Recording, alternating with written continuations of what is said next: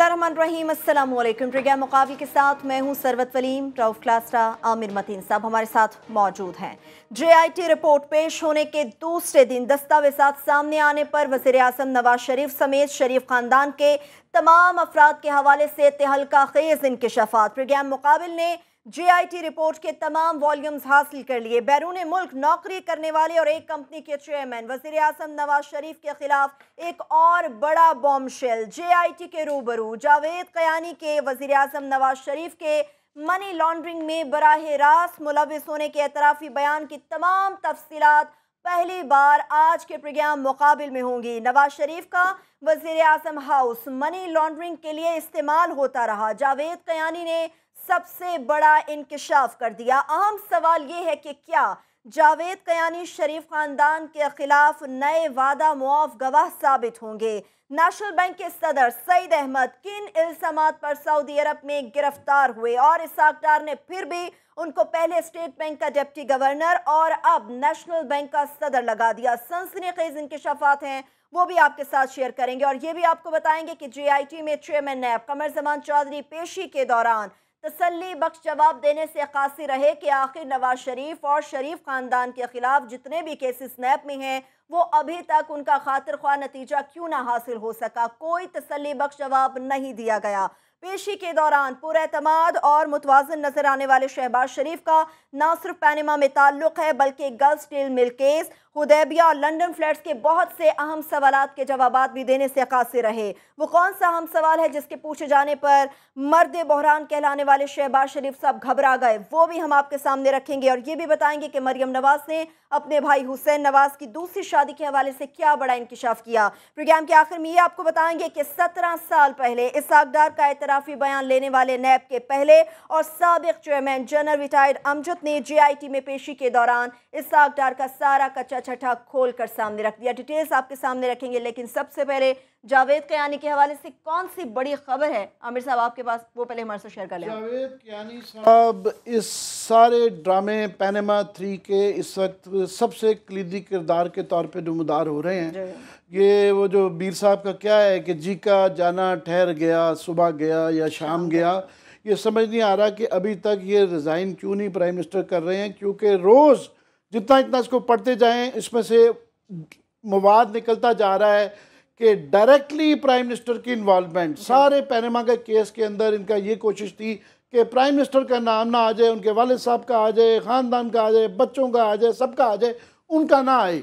तो ऑलरेडी उनकी वो कामा तो दुबई का निकल आया, वो वाला भी निकल आया। अभी जो इनका आया है जावेद कयानी साहब के मतलब जो ऑलमोस्ट उनका एतराफ़ी बयान ही है।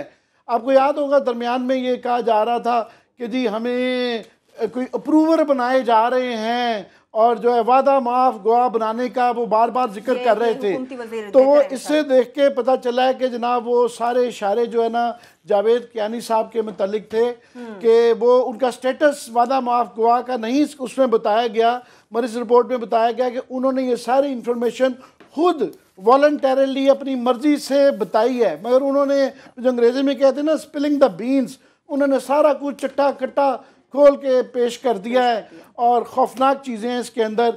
जावेद कयानी साहब याद रहे कि हुदैबिया केस के अंदर इनका नाम था कि इनके मामू शेख सईद साहब जो इस वक्त भी न्यूयॉर्क में हमारे ऑनरेरी कौंसल जनरल हैं और प्राइम मिनिस्टर के क्लोजेस्ट दोस्त हैं पिछले 20-30 साल से, और उनके मतलब बड़े माजी में वीट स्कैंडल छपते रहे, बड़ा कुछ होता रहा, मगर प्राइम मिनिस्टर ने उनका कभी साथ नहीं छोड़ा था। जब भी UN जाते हैं सिक्योरिटी काउंसिल के और जनरल असम्बली के इजलास में उनको साथ बिठाते हैं बिल्कुल हमेशा, और उसकी वजह समझ आती है। सारे सवाल करते कि क्यों, अब समझ आता है क्या है कि उन्होंने इसके अंदर जावेद कयानी साहब ने इंकशाफ कर दिया है कि जनाब मेरे मामू शेख सईद साहब ने के कहने पे मैंने मियाँ नवाज शरीफ के लिए वो सारे अकाउंट जो जाली खोले गए थे जिसके ज़रिए लंदन के फ्लैट्स के पैसे भी गए, हुदैबिया स्कैंडल के भी जो मनी लॉन्ड्रिंग हुई, उसके बाद बाहर से रेमिटेंसेस जो आए गए और खुर्द-बुर्द किए गए, वो सारी मनी ट्रेल उन्होंने खोल के रख दी है। उनके बकौल जो ये JIT की रिपोर्ट के अंदर सारी तफसीलात मौजूद हैं।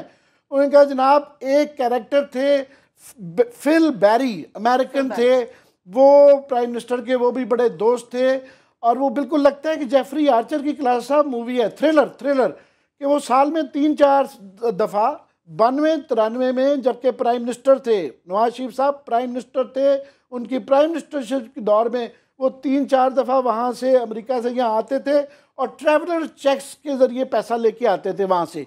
और उसके बाद यहाँ पे जावेद कियानी साहब ने वो कहा जी मैंने मामू के कहने पे सलीम ज़िया के नाम पे जो है ना वो अकाउंट, सलमान ज़िया के नाम पे वो यहाँ पे जाली अकाउंट खोला, वो उसमें जमा करवाते थे। उसके बाद डॉलर बेरर सर्टिफिकेट बैंक से निकलवाए जाते थे। उन्होंने कहा जी ये खुद बजाते खुद मॉडल टाउन में पीएम हाउस डिक्लेयर हो चुका था, पीएम हाउस खुद बैरी साहब लेके जाते थे और नवाज शरीफ साहब को पकड़ा दिए जाते थे। खौफनाक इंकशाफ। उन्होंने कहा जी वो साल में 3-4 दफ़ा आते थे, चाहे प्राइम मिनिस्टर लाहौर में हो या इस्लामाबाद में हो तो मिलते थे। और उन्होंने डायरेक्टली उसमें उन्होंने कहा जी पीएम हाउस में मॉडल टाउन लाहौर वो जाते, डॉलर सर्टिफिकेट जो ना लेके जाते थे। उन्होंने उसके बाद जो ये मतलब मियां साहब किसी और पे एतमाद नहीं कर रहे थे। उन्होंने कहा जी उनके ये बिल जो फिल बैरी साहब हैं, ये इनके तल्लुकात जब चीफ मिनिस्टर थे पंजाब उस ज़माने से इनके दोस्ती थी मियां नवाज शरीफ साहब से, और वो शहीद सईद शेख साहब के जो है वो ख़ास कारिंदे थे जो कि पैसे की जो है ना वहाँ से यहाँ पहुँचाने का काम तरसील के अंदर कारोबार करते थे। तो उसके बाद उन्होंने कहा जी नेक्सस था, एक गठजोड़ था 4 लोगों का, जिसके अंदर उन्होंने कहा जी नवाज शरीफ साहब थे, प्राइम मिनिस्टर नवाज शरीफ थे, शेख सईद साहब थे, जावेद कियानी साहब थे और ये बैरी फिल थे।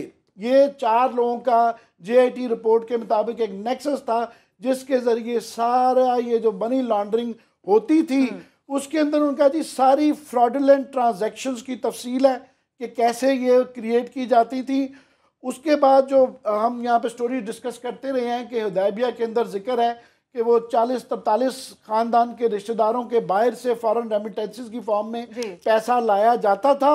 उसकी तफसीलात भी इन्होंने सारी बयान कर दी जावेद कियानी साहब ने कि जनाब यूं यूं ये आता था। उसके बाद उन्होंने ये भी बता दिया है कि शैमरॉक को वो कंपनी जिसने के ये जो फ्लैट्स का लंदन के फ्लैट्स का जो सिलसिला है उसको भी 92-93 में पैसे जो है इसी अकाउंट से जाते रहे। सो ये जो लड़ाई है ना कि ये 2006 में लिए गए या 92-93 में, उसका भी उन्होंने डिटेल दे दी है कि जनाब ये वो चीज़ें हैं जिससे कि जो कि साग डार के इतराफ़ी बयान के अंदर मौजूद थी जिससे अब वो मुकर रहे हैं। तो ये वही सारी चीज़ें इन्होंने करॉबरेट कर दी हैं, वो उससे भी ज़्यादा खौफनाक डिटेल्स के साथ। तो वो सारी होगी। लास्टली जो है उन्होंने कहा जनाब कि हुदैबिया की बातें सारी कंफर्म कर दी हैं कि उसके अंदर जो पैसे हैं जिस तरीके बुलाए हैं वो बिल्कुल ठीक है। सबसे ख़तरनाक बात यह है कि इससे अब प्राइम मिनिस्टर डायरेक्टली लिंक्ड हो जाते हैं कि उन्होंने मनी ट्रेल के जनाब मैं खुद उस वक्त मौजूद होता था जब ये फिल साहब से मुलाकातें होती थी और ये वो पीएम हाउस में जाते थे। So Prime Minister is directly involved. Thriller सी स्टोरी है क्लासेस साहब। 92 का आप वो कानून भी हमें याद कराते हैं, फिर उसके बाद हम देखते हैं कि वज़ीर आज़म हाउस जो है मनी लॉन्ड्रिंग में इस्तेमाल किया जाता रहा है, और अब जावेद कियानी साहब, लेकिन वज़ीर आज़म साहब फिर भी कहते हैं कि शेख सईद को ना मैं जानता हूँ ना मेरा कोई कारोबारी ताल्लुक है। इनके पास मेरे से बड़ा भी जो है ना बड़ा बॉम्ब एक्सप्लोजन करने वाले हैं ये। मगर एक लास्ट ये बता दूं कि वो ये बताया जा रहा है कि याद रहे कि जावेद कियानी साहब जो है ना बहुत बड़े शुगर मिल के ओनर भी हैं यहाँ पे। तो इनकी शायद अपने मामू से अभी जायदाद के मसले पे कोई लड़ाई वड़ाई चल रही है, तो उस गुस्से में आके वो सारी चीजें यहाँ पे बयान कर गए। आपकी तरफ से हो जाए क्लास। मैं जो आमिर ने चीज़ें बताई हैं, हम पिछले ये देख लें हमारे पास सारे के सारे वो जो थे ये जितने भी इनके एनेक्चर थे वी हैव गॉट ऑलमोस्ट, ये टेबल पे आपको नज़र आ रहे हैं, और भी हमारे पास हैं जो अभी डिटेल्स आने वाले दिनों में मेरा ख्याल आनी है। अब तक जो डिटेल्स आई हैं सारी हम इनसे रीड करने की कोशिश कर रहे हैं। आज पूरी रात मेरी और आमिर की फिर इन्हीं डॉक्यूमेंट्स में गुजरेगी, कल का दिन भी लगेगा सारे का सारा ये सारे जो एनेक्चर्स हैं वहाँ से निकाल के लाए हैं। आमिर ने तो एक जावेद कियानी के हवाले से जो चीज़ें बताई हैं, मेरा ख्याल है ये बड़ी मोस्ट एक्सप्लोसिव आप कह सकते हैं एविडेंस अगर अब तक कोई सामने आया है। अब आपको पता चलेगा कि क्यों JIT पे हमले शुरू हो गए थे, कि इन लोगों ने जाकर उनको बताना शुरू कर दिया कि JIT के अंदर क्या सवालात हो रहे हैं और JIT कितनी वहाँ पे वो बैठी हुई है, तैयार होकर बैठी हुई है। बैकग्राउंड इन्फॉर्मेशन इतनी थी, वो माफिया की ज़बान में कहते हैं ना किसी को सरप्राइज देना। इन रिपोर्ट्स को अगर पढ़ें जो आमिर और मैं पिछले 5-6 घंटों से लगे हुए हैं दफ्तर में बैठे हुए, इनमें सारा हम ये खपा रहे हैं और चीज़ें निकाली, हमने पॉइंट्स लेके आए हैं। और हमारी टीम के जो मेंबर है राना अशरफ साहब जो एसोसिएट प्रोड्यूसर हैं, उनका भी बहुत बड़ा क्रेडिट है इन डॉक्यूमेंट्स को लाने में। मुझे एक बात की, अब इनको ना हम लिंक इनको कर सकते हैं कि क्यों ये, आपको याद होगा सईद अहमद साहब क्यों रो रहे थे कि मुझे डराया गया, मुझे हरास किया गया। वो बताते हैं सारी चीज़ें, क्या सईद अहमद साहब के हवाले से इंकशाफात अभी होने वाले हैं।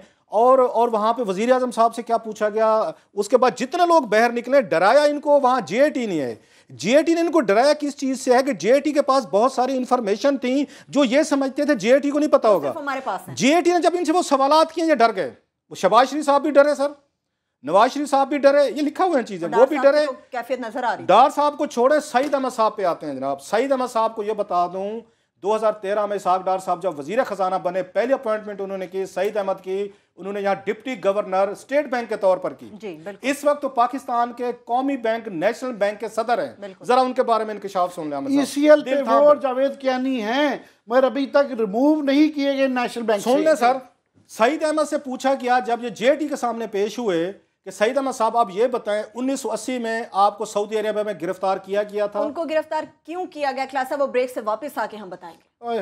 आपको ऐसे मौके पे ब्रेक लेना भी बड़ा जरूरी होता है। ब्रेक लें कि सईद अहमद जो है सऊदी अरेबिया में 1980 नरम में, दिल के अफराद बेशक ना देखें, लेकिन फिर भी हम कहेंगे वो जरूर देखें। हकीकत से आशना होने के लिए एक छोटी सी ब्रेक लेंगे।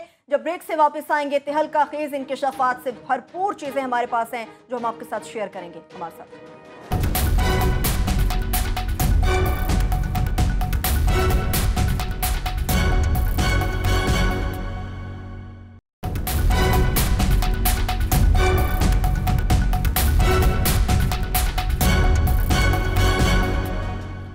के बाद एक बार फिर से प्रोग्राम में हम आपको खुशामदीद कहेंगे। जावेद कियानी से मुताल्लिक भी बात हो रही है और सईद अहमद नेशनल बैंक के सदर किन बुनियादों पर सऊदी अरब में गिरफ्तार हुए? ये बड़ा आपने पूरी कौम को उसमें डाल दिया। तो मुझे मैसेजेस पे मैसेजेस आ रहे थे कि जनाब, और आपको भी लोग बुरा भला कह रहे हैं, बड़े गलत टाइम पे वो ब्रेक लेती हैं।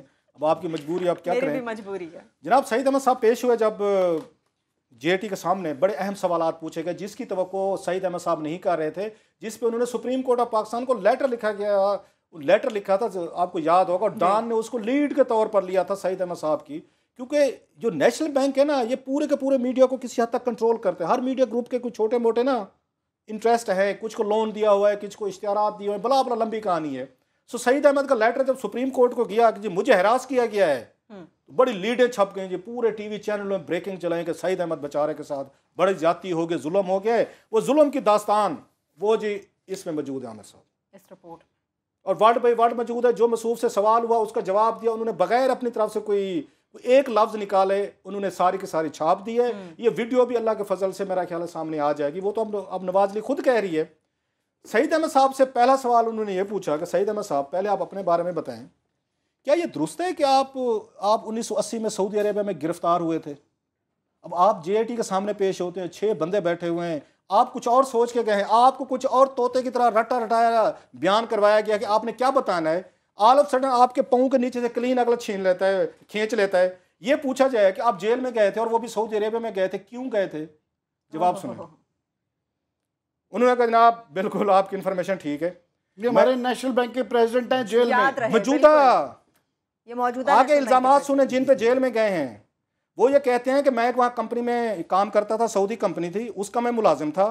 मेरे मालिक ने जाके पुलिस को रिपोर्ट करे कि मैंने ट्रांजैक्शन किए हैं, मैंने जालसाजी की है, मैंने फ्रॉड किए हैं, माली बदउनवानियों के मेरे ऊपर इल्ज़ाम लगा के उन्होंने मुझे गिरफ्तार करा दिया था और मैं 20 दिन सऊदी अरब की जेल में फ्रॉड और माली बदउनवानियों पे जेल में रहा हूँ। वो नेशनल बैंक का सदर वो है, पाकिस्तान के इस वक्त नेशनल बैंक का सदर है, डिप्टी गवर्नर स्टेट बैंक रहा है सर 2013 से 2017 तक, खजाने की चाबी का इंचार्ज जनाब आली। ये सुनते हैं एक फ्रॉडिया जो सऊदी अरेबिया में गिरफ्तार रहा है। आगे सुने जान, उन्होंने कहा जान कैसे छूटी? आप तो बड़े, आप हमें अच्छे इंसान लग रहे हैं, नाइस आदमी, ये कैसे जान छूटी? उन्होंने कहा जनाब मैं बरतानवी शहरी हूँ।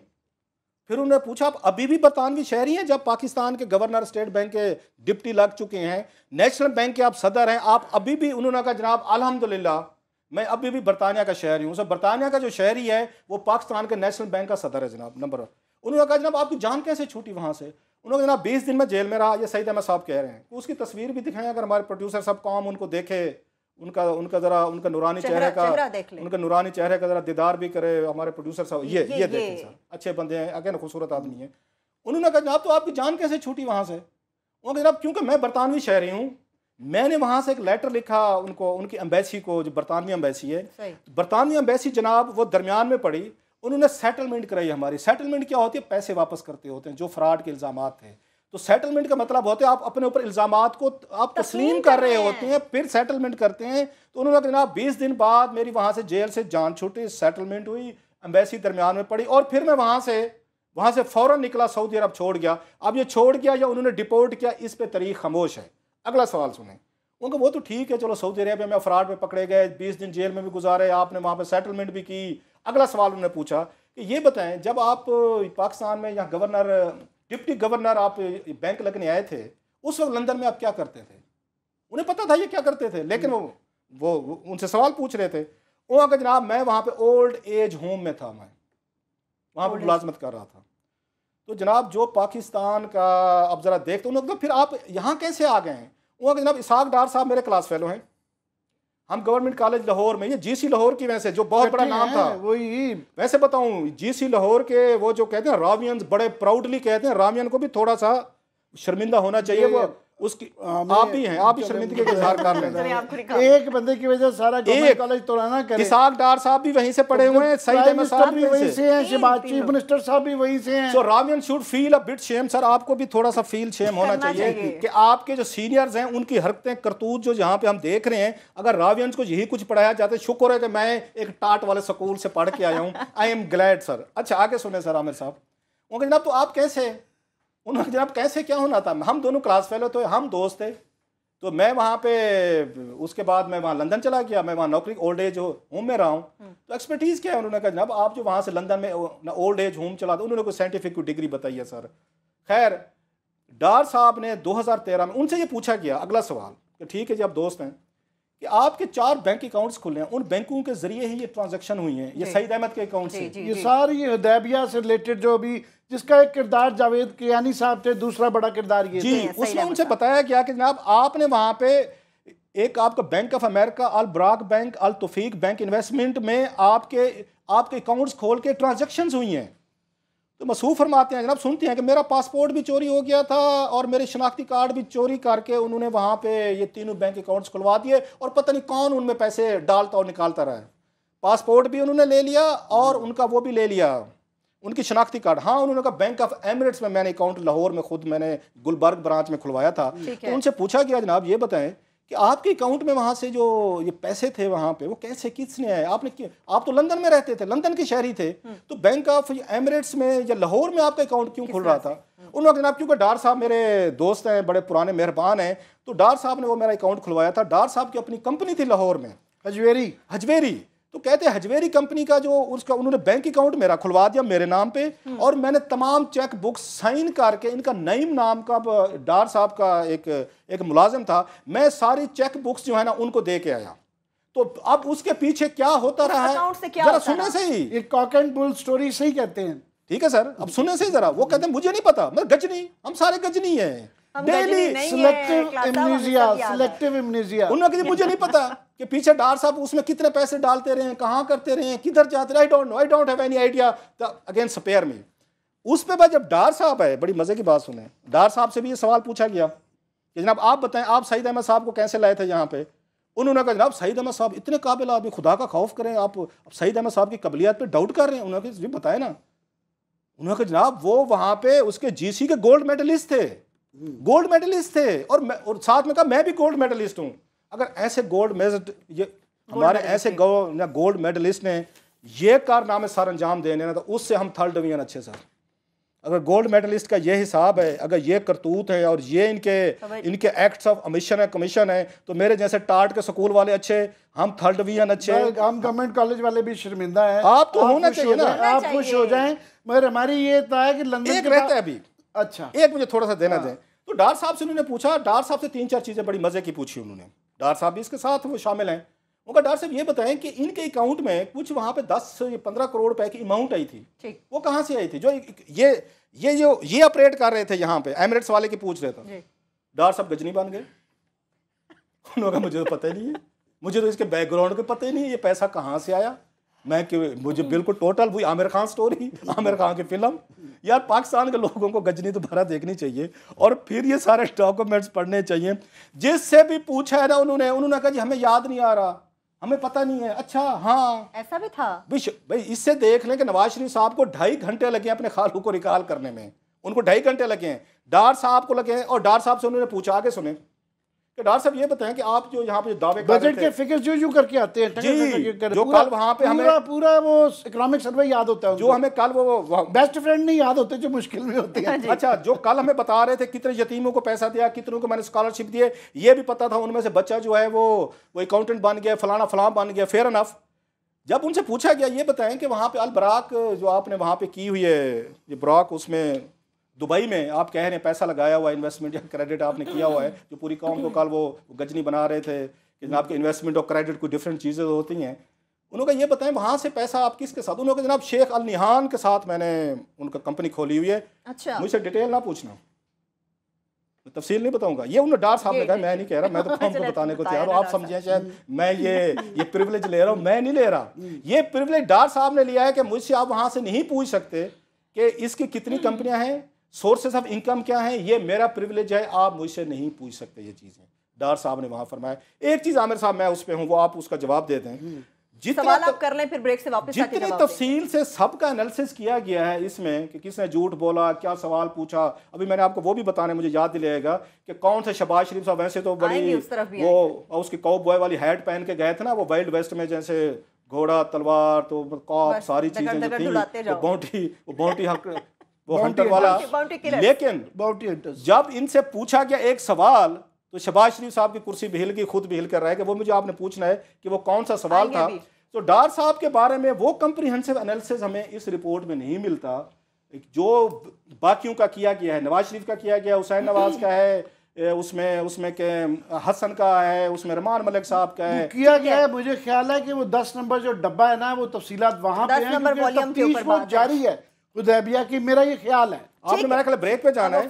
बहुत सारी चीजें अभी आमिर साहब की भी उस पोटली में है, मेरे पास जो जुम्बील है इसमें भी बहुत कुछ है, वो आप ब्रेक के बाद बिल्कुल पूछने और बताने के लिए बहुत कुछ है, वो तो हम बताएंगे जब ब्रेक से वापस आएंगे। गुफ्तगू का सिलसिला यहीं से आगे बढ़ाएंगे और इसके साथ साथ वो हम सवाल भी आपको बताएंगे जो मर्दे बहरान कहलाने वाले शहबाज शरीफ सुनते ही घबरा गए। हमारे साथ रहिए।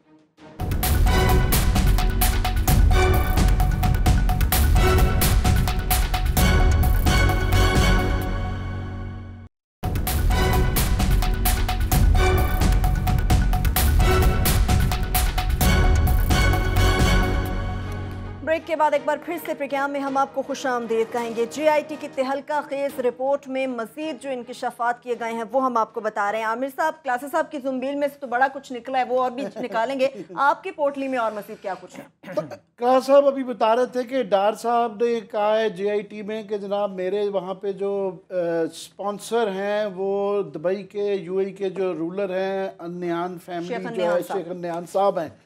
तो वो क्लास साहब वो कोई शेख साहब जो हैं दुबई के रूलर, वो उनके साथ गवर्नमेंट कॉलेज में नहीं पढ़ते थे। वो जो पार्टनर उनके बने हुए हैं, स्पॉन्सर बने हुए हैं, वो इसलिए बने हैं कि ये पाकिस्तान के फाइनेंस मिनिस्टर हैं। वो कहते और अभी नहीं है, 2008 तक थे, 2003 से 2008 तक। अब वो कहते नहीं, पिछली हुकूमत में वो कॉमर्स मिनिस्टर भी थे, फाइनेंस मिनिस्टर भी थे, और वो फाइनेंस मिनिस्टर सिर्फ नहीं है, वो वर्चुअली प्राइम मिनिस्टर भी हैं, और ये तमाम लोग उनके ही लगाए हुए हैं।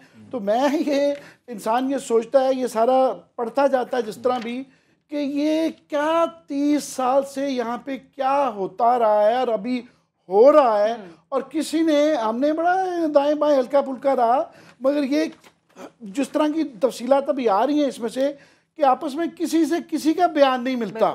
इस वक्त वो जो क़यामत का समा बयान किया गया है कि हर कोई अपनी जान छुड़ा रहा है। इसकी रिपोर्ट पढ़ें तो कियानी साहब कह रहे हैं कि जनाब ये मामू के फलाने के पहने किया था। हुसैन नवाज के, हसन नवाज से बयानात नहीं मिल रहे हैं, प्राइम मिनिस्टर के भी नहीं मिल रहे हैं। शहबाज शरीफ साहब अपनी जान छुड़ा रहे हैं, उसकी तफसील का साहब बताएंगे कि वो सिर्फ उनकी नज़र थी कि शायद अब मेरी बारी है, तो वो अपने आप को बिल्कुल अलहदा कर रहे हैं। किसी का किसी से कोई बयान नहीं मिल रहा। और सबसे जो ख़तरनाक इसके अंदर चीज़ वो आई हुई है, वो वकीलों पे बड़े सवालिया निशान आ गए हैं कि सब ने डिसोन कर दिया है कि जनाब ये जो वकील है ना, इन्होंने जो हमारे नाम पे वहाँ पे पेपर्स अदालत सुप्रीम कोर्ट में देते रहे हैं, वो फॉर एग्जांपल तारिक शफी साहब ने कहा है कि सलमान अकरम राजा साहब ने जो मुझसे पेपर साइन करवाया था एफिडेविट या मेरे बिहाफ पे, वो मैंने पढ़ा ही नहीं था, मुझे पता ही नहीं उसके अंदर क्या लिखा है। उसी तरह ही जो है सफदर साहब ने कहा है कि जनाब शाहिद हामिद साहब ने और उनके साथ जो बाकी 3 वकील थे, ना मैं उनको जानता हूँ ना उनको मैंने कॉन्ट्रैक्ट किया। और ये सफदर साहब ने, कैप्टन सफदर दामाद क्या कह रहे हैं रॉयल फैमिली, वो क्या कह रहे हैं सर? वो कह रहे हैं कि जनाब मैंने शाहिद अहमद साहब को ना उनसे कभी मिला हूँ ना मेरा है, और ना मुझे पता है कि ना मैंने दस्तखत किए हैं कि मेरे बिहाफ पे 4 पिटीशनें सुप्रीम कोर्ट में पेश की गई हैं। रुक जाएं सर आप, क्योंकि मैंने भी वो पढ़ा है कैप्टन साहब वाला, बड़ा अहम है जो आप पढ़ रहे हैं सर। उसमें ऐशा मेरा ख्याल है किसी हामिद का भी नाम है जो वकील है उनकी साहबजादी है शायद। अच्छा उनकी, फेयर एनफ। इससे क्या साबित होता है आमिर साहब? इससे साबित होता है कैप्टन साहब जो बात कह रहे हैं, और हम कैप्टन साहब ने भी यही कहा है कि मुझे नहीं पता, ये मैंने पढ़ी नहीं मुझसे। और इंकिशाफ करने वाला हूँ, मैंने भी पढ़ा है वो सारा कैप्टन साहब को, बड़ा जरूरी था। इससे क्या इंकिशाफ होता है सर? मैं कैप्टन या सफदर को सच्चा समझता हूँ। क्यों? वो ये कह रहे हैं कि मैंने कोई इन वकीलों को चीजें नहीं दी कि आप जाएं और वहां पिटीशन करें। कोई भी वकील जो है जब तक वो वकालतनामे पे साइन ना करवाए, वो कोई उसको रिप्रेजेंट भी नहीं कर सकता कोर्ट ऑफ लॉ में। इससे साबित होते कैप्टन या सफदर साहब की बात से, and I am going to believe in him, कि ये जाली दस्तखत थे जो वकीलों ने या उनके असिस्टेंट्स ने खुद किए पिटीशन पे, अपनी तरफ से लिख के कैप्टन सफदर के बयानात उन्होंने खुद लिखे, खुद पिटीशनें बनाई, खुद दस्तखत किए, वकालतनामा प्रोड्यूस किया जाए। इसका मतलब है इतने बड़े शाहिद हामिद साहब is such a senior man, we can't expect him कि वो फर्जरी करेंगे और वकालतनामे पे जाली दस्तखत कर देंगे या उनकी साहबजादी honourable people. It's a big family, we have lot of respect for the family. तो शाहिद हामिद पे ये इल्जाम लगा रहे हैं कैप्टन सफदर साहब, दूसरे लफ्जों में, कि जो वकालतनामे पे दस्तखत थे, अगर कोई दस्तखत हैं तो वो उन्हें तो पता ही नहीं है, वो तो फिर गजनी वाला हिसाब हो गया। साहब ये सुप्रीम कोर्ट को इस चीज का नोटिस लेना चाहिए। एक चीज होती है पर्जरी, वो आम लोगों को बताते रहते हैं। क्लिंटन का जो सारा केस था पर्जरी थी, वो था कि आप अगर झूठ बोलें और कोर्ट के आगे झूठ बोलें तो उसकी सजा है और शायद जेल भी है। तो या इनमें से एक भूल रहे, या तो उन वकीलों के लाइसेंस कैंसिल होने चाहिए या इनको अदालत के आगे झूठ बोलने पे वो है कि ये थ्रू आउट जो है। आपका ये ख्याल है कि सफदर साहब जो हैं वो सच कह रहे हैं, और JIT भी वैसे यही कह रही है कि जनाब ये सारे एक दूसरे के बयान पे दस्तखत करते थे, और ये तमाम जो केस बनता था अक्सर लोगों को पता ही नहीं होता था। उन्होंने सारा मुद्दा जो है वो प्राइम मिनिस्टर पे डाल दिया कि वो फैसले चंद लोग बैठ के करते थे, और वो वकील भी उनके साथ मिले हुए थे, सब मिला जुला के करते थे, बाकी लोगों के खुद ही साइन हो जाते थे, और वो लोग भी ठीक कह रहे हैं, उन्होंने कहा ये। मगर आप कह रहे हैं कि उनको, आप कह रहे हैं कि वो सच्चे लग रहे हैं, इस बात में तो सच्चे हैं, दस्तखत नहीं किए। मगर JIT ने जो उनके मुतालिक अल्फाज यूज किए हुए, मेरी तो, वरना मैं डर जाता हूँ, बड़े गुस्से में आ जाते हैं। आपको पता है असेंबली में भी संभाले नहीं जाते, और अक्सर 2 आदमी उन पे लगाए होते हैं कि इनको पकड़ के रखना है, वरना वो मारने के लिए तैयार होते हैं। कौन है जो है बता दूं? बता दें, आप बता दें। एक साद रफीक साहब हैं, दूसरे शेख रोहेल असगर साहब हैं। उनका काम ही ये है कि ये जब शहजादा वहां से उठने कोशिश या पोजीशन से लड़ने जाए तो आपने इनको संभालना है। बल JIT ने उनके लिए लफ्ज सुन लें कि उन्होंने कहा जी ये अनट्रूथफुल हैं, झूठे हैं, डिसऑनेस्ट हैं, बेईमान हैं, डिसीटफुल हैं।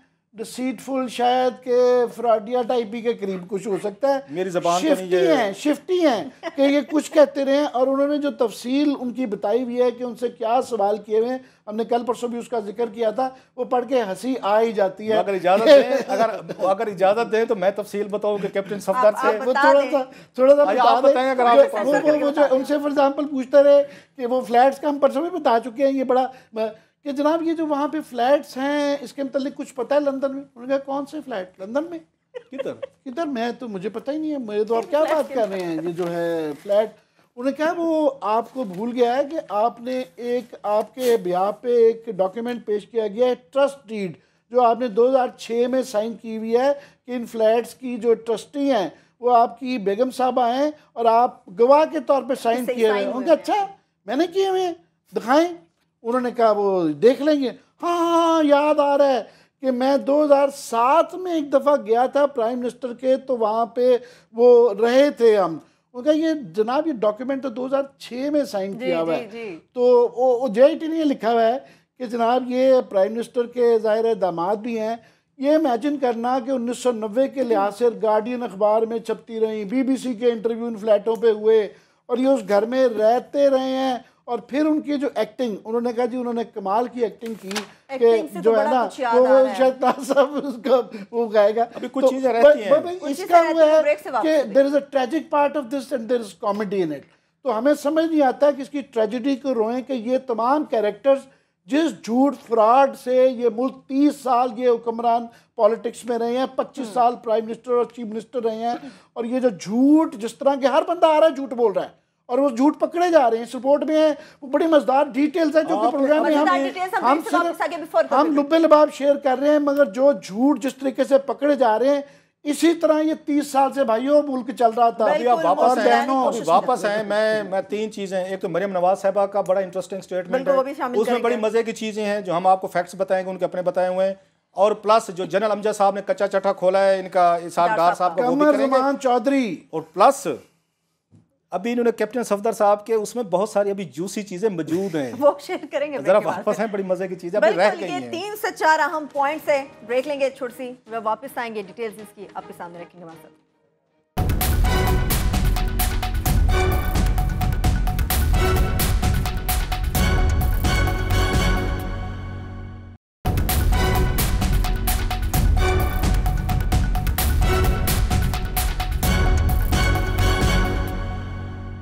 ब्रेक के बाद एक बार फिर से प्रोग्राम में हम आपको खुशामदीद कहेंगे। मरियम साहबा का बड़ा इंकशाफ हो या फिर शहबाज शरीफ से पूछा जाने वाला सवाल, मगर कुछ जूसी मवाद कैप्टन सफदर से मुताल्लिक आपके पास किया क्लास जी। 2-3 चीज़ें बड़ी अहम है, कैप्टन साहब का बड़ा इंपॉर्टेंट है। एक तो उन्होंने कैप्टन साहब जो है वो जवाबात देने से गुरेज किया। 2 चीज़ें बड़ी अहम कहीं कैप्टन साहब ने। एक तो उन्होंने ये कहा जनाब कि उनसे पूछा गया कि आपने जो मुरब्बे खरीदे हैं राजनपुर में, ये पैसा कहाँ से आया आपके पास? अहम सवाल था। उन्होंने कहा जनाब मेरी पॉकेट मनी से खरीदे मैं। ये मैं सीरियस बता रहा हूँ, हंसने वाली बात नहीं है। कितने मुरब्बे थे? मेरा ख्याल है 15, ये 12 या समथिंग कोई उसमें है, कोई पॉकेट मनी से मुरब्बे। वो कहते हैं पॉकेट मनी से। ये गाजर सेब का मुरब्बा तो नहीं था भैया। राजनपुर में इतनी सस्ती जमीन है कि वहाँ पे कई मुरब्बे जो है वो पॉकेट मनी से खरीदे जा सकते हैं। क्या थी वो नहीं होती, हमें ये बचपन में आज भी बच्चों को तो डोली नहीं दी जाती। तो इसमें बड़े बड़े दामाद को पॉकेट मनी कौन देता था? ये बात, ये सवाल पूछा गया कि पैसे कहाँ से आए आपके पास, पॉकेट मनी कौन देता था? उन्होंने कहा पॉकेट मनी मुझे शरीफ फैमिली देती थी। दामाद को पॉकेट मनी दी जा रही जी। उन्होंने कहा जी मुझे पॉकेट मनी शरीफ फैमिली देती थी जब हम वहाँ जद्दा गए थे, और 1500 रियाल सऊदी रियाल होता है। कहते 1500 मुझे सऊदी रियाल जो है ना मुझे पॉकेट मनी मिलती थी वहाँ से। अच्छा। और प्लस उन्होंने उस पॉकेट मनी से मैंने राजनपुर में मुरब्बे खरीदी हैं, ये उन्होंने फरमाया। और जब उनसे एक तो उनके मुरब्बों वाली बात होगी सर, दूसरा वो आमिर साहब से आपने उन्होंने ये भी कहा उसमें कि वो अभी भी इंकशाफ किया कि वो अभी भी मिलती है, अभी भी 1500 अभी भी मिलती है जेब खर्च। उन्होंने कहा ये मैं नहीं बताऊंगा कि वो अब कौन देता है, अब कौन देता है। आगे सुने मरियम साहिबा का सुने। मरियम ने कुछ बड़े अहम इंकशाफात किए हैं। जी जी। एक तो मरियम साहिबा ने उसमें अपने, क्योंकि आम लोग समझेंगे कि उनका पर्सनल मैटर है, we respect their personal issues and family, even Maryam साहिबा के लिए, दीगर लोगों के लिए, लेकिन क्योंकि मरियम ने चीज़ें वो पर्सनल इशू स्टेटमेंट में खुद दी हैं और जस्टिफिकेशन के लिए दी हैं, देयर इज द रेलिवेंस। बाद लोगों ने कहा कि मैंने लिखा अपने अभी ट्वीट किया कि मरियम नवाज साहिबा जो है उनको कब पता चला कि हुसैन नवाज ने दूसरी शादी की है, सीक्रेट थी फैमिली से, तो लोगों ने कहा जी इट्स देयर पर्सनल। सर फिर उन्हें पर्सनल रखना चाहिए, उन्हें चीज़ें रिकॉर्ड पे नहीं लानी चाहिए। मरियम ने ये बताया है JAT को, JAT ने उसमें उनके बारे में कॉमेंट्स किए हैं कि जो मीडिया को आके बड़े जिनके तारीफें बहुत हुई हैं ना, कि उन्होंने आके मीडिया के सामने तकरीर बड़ी अच्छी की है, तो JAT ने कहा है कि मरियम साहिबा वहाँ पे बहुत सारी चीज़ों के जवाबात भी नहीं दे सकी, बहुत सारी चीज़ों से उन्होंने अवॉइड भी किया है, और उनका इनकन्क्लूसिव रहा है, जवाबात वो पूरे दे ही नहीं सकी जब उनसे सवालात किए गए। तो बाहर की प्रेजेंटेशन और अंदर की प्रेजेंटेशन में ज़मीन आसमान का फ़र्क था। और मरियम साहिबा ने यह कहा, उनसे पूछा कि ना ट्रस्टी कैसे बनी, आपको जो ट्रस्टी शो किया है, तो उन्होंने कहा जनाब 2005 में मुझे पहली दफ़ा पता चला कि मेरे भाई ने दूसरी शादी की हुई है, वो सीक्रेट मैरिज थी, इससे पहले हमें नहीं पता था, और वो शादी उन्होंने कई साल पहले की हुई थी। ठीक है। तो उन्होंने ये सोचा कि कल आपस कौम से नहीं, आपस में भी एक दूसरे से झूठ बोलने का रिवाज था, ये चल रहा है ये बहरहाल। तो उस पर उन्होंने ये कहा कि जनाब कि मेरे भाई को ये फिक्र थी कि अगर खुदा ना खास्ता मुझे कल को कुछ हो जाए तो मेरी इन 2 बीवियों के दरमियान कोई डिस्प्यूट ना हो जाए, मेरे बच्चों के दरमियान, तो मुझे ट्रस्टी बनाया गया जायदाद का। ये उन्हें उस ट्रस्ट डीड को जस्टिफिकेशन के लिए ये बताया कि मेरे भाई ने सीक्रेट मैरिज की हुई थी जिसका हमें नहीं पता था, पहली दफा पता चला तो ये चला। दूसरा उन्होंने मजे की बातें की हैं, उनसे पूछा गया लंदन फ्लैट्स का मरियम नवाज साहिबा से कि आपको कब पता चला। मरियम नवाज साहिबा ने उससे भी आगे की बड़ी दिलचस्प बातें की हैं। उन्होंने ये कहा, एक तो उन्होंने कहा जनाब कि मैं और मेरे हस्बैंड जो है ना जब जद्दा में थे तो वो बीमार हो गए थे, ये कैप्टन सफदर साहब वो बीमार हो गए और उनको हम वहाँ लेके गए, लंदन लेके गए उनके इलाज के लिए। तो वहाँ पे जब हम ये पहुँचे, लेकिन मुझे साल याद नहीं है, कोई गज नहीं, हम कि मुझे साल याद नहीं कि कब हम जद्दा गए थे। वो सिलेक्टिव मतलब मेमोरी है। वो कहते हैं हमें याद नहीं कि हम वहाँ पे कब गए, मतलब लंदन में गए और वहाँ पे हम फैमिली फ्रेंड के पास रहे।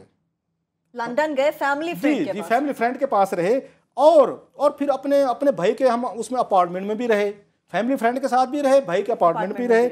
और फिर कहते हैं दोबारा उसके बाद कुछ 3-4 महीने बाद दोबारा हम गए लंदन। उस वक्त तक मेरे वाले साहब पहुंच चुके थे वहां पे लंदन में, ठीक है। और लेकिन मुझे साल याद नहीं है कि कौन से साल में से। मैं याद दिला दूं 2006 में मियां साहब जो है ना जद्दा से, आपने याद करा मुझे याद है वैसे उनके मरियम नवाज साहबा के वाले साहब जद्दा से कब वो लंदन गए थे, वो 2006 में गए थे। मरियम नवाज साहबा कहते हैं मुझे याद नहीं है वो लंदन कब गए।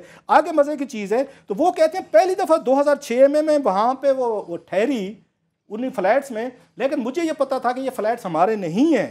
और कहते हैं हम फैमिली में एक दूसरे से चीज़ें नहीं पूछते हो। तो मुझे तो ये भी नहीं पता कि मॉडल टाउन हमारा है कि नहीं है, जो मॉडल टाउन में घर है। मरियम नवाज साहबा कहती हैं। और सफदर साहब के बारे में एक और बड़ी मज़े की चीज़ की, जो सवाल हो रहा था ना कि वो किस पे डिपेंडेंट हैं, तो वो ये कहती हैं कि मैं अपने वाले साहब पे डिपेंडेंट नहीं हूँ। मेरे जो हस्बैंड हैं सफदर साहब, वो मुझे पैसे देते हैं और सफदर साहब बता चुके हैं कि मुझे शरीफ फैमिली पैसे देती है, पॉकेट मनी पे रहता हूं मैं, ठीक है। इसीलिए मेरे वाले साहब मुझे गिफ्ट देते रहते हैं। जब उनसे पूछा गया कि फेयर एनफ, आपको वाले साहब ने गिफ्ट दिए, पैसे दिए, जमीन का आपने खरीदी, आपने वाले साहब को कैसे वापस कर दी फिर गिफ्ट के तौर पर? तो उन्होंने कहा जनाब इसका मुझे नहीं पता कि ये क्यों हुआ है कि उन्होंने मुझे गिफ्ट किया, मैंने आगे से वाले साहब को गिफ्ट कर दिया, फिर वापस मुझे गिफ्ट हो गई चीजें। तो वो कहते हैं कि मुझे इस पे कोई चीज नहीं है, लेकिन क्योंकि मैं अपने बाप से मोहब्बत करती हूँ, वो मुझसे मोहब्बत करते हैं, तो हमारा एक दूसरे को सवाल नहीं करते एक दूसरे से, हम एक दूसरे को उस पे आके सवालात उनका नहीं करते। तो मरियम नवाज साहबा का एक बड़ा एक उनका इंटरेस्टिंग है। तो वो ये कहते हैं कि मैंने कभी फैमिली में हम ये नहीं पूछते कि ये जायदाद किसकी है, ये फ्लैट किसका है। वो कहते हैं बाकी छोड़े हैं, लंदन के फ्लैट तो छोड़े हैं, मुझे ये नहीं पता कि मॉडल टाउन का घर किसका है, ये हमारा है या हमारा नहीं है। खूब ये बड़ी लंबी कहानी पर ये सुनाते रहेंगे। अभी जरा कमर से वो सवाल आपने पूछा है मुझसे शहबाज शरीफ वाला, क्विकली वो पता नहीं कहाँ तक सुनेंगी, कहाँ तक सुनाएं, वही वाला सुनाएं कि इस सारा जो कवर अप पैनामा 3 का जो चल रहा है, पैनामा 1 से, इसका बड़ा इंपॉर्टेंट कैरेक्टर तो कमर ज़मान चौधरी साहब रहे हैं। हम ये बार बार सुप्रीम कोर्ट भी वैसे उनके केस के ऊपर ऑब्जर्वेशन दे दिए हैं, मगर बैठे हुए हैं। और पीटीआई भी लगता है थोड़ी सी कॉम्प्रोमाइज्ड हो गई है, वो भी पुश नहीं कर रही कि जनाब इनका कोई फैसला करे इधर। मगर उन्होंने, क्योंकि अब ये सुना जा रहा है कि हुदैबिया शायद दोबारा खुलाएगा और दोबारा नैब के पास जाएगा, उन्होंने पहले इंतज़ाम कर लिया है कि अपने 2 चहेते लाहौर में और पिंडी में, जो पंजाब में आएंगे ना ज़्यादा, वहाँ ऑलरेडी अपने जो लगा दिए हैं। सबसे कंट्रोवर्शियल आदमी हैं एक सलीम शहजाद साहब, जो है शहजाद सलीम साहब, जो कि इनके क्लोज आदमी रहे हुए हैं। और वो गालबन अकरार साहब ये वही नहीं है एनएलसी वाले जिन्होंने इनको इनके ऊपर ही कोई शायद वही वाले, बहरहाल इनका। और दूसरे अपने भतीजे हैं नासिर इकबाल साहब। इन दोनों की अपॉइंटमेंट्स जो हैं वो सुप्रीम कोर्ट के अंदर जो है वो काफ़ी उसके अंदर मवाद है कि वो कंट्रोवर्शियल है, वो है। मगर असल जेआईटी में जो उनके सवालात हैं वो बड़े इंपॉर्टेंट हैं। 3 मिनट हमारे पास, 3 मिनट में मैं 1 मिनट लेता हूँ। उसमें उनसे ये पूछा गया कि जनाब ये जो 32-33 केसेस हैं प्राइम मिनिस्टर की फैमिली के, तो आपने क्या किया? तो उनके पास आए बाएं शाएं करते रहे। उन्होंने कहा कभी आपने पूछा इनसे बुला के कि जनाब ये लंदन के फ्लैट्स किधर थे, 15 साल से ये चल रहा है? उन्होंने कहा जी नहीं, मुझे ख्याल नहीं आया। उन्होंने कहा जी फिर भी आपने ये पूछा इनसे कि ये पैनामा के आने के बाद भी किसी को बुलाया? उन्होंने कहा जी ना, मैंने नहीं पूछा। वो सारे इस तरह के जवाब आते हैं। उन्होंने कहा वो हुदैबिया का तो बताएं, आपने अपील क्यों नहीं की थी?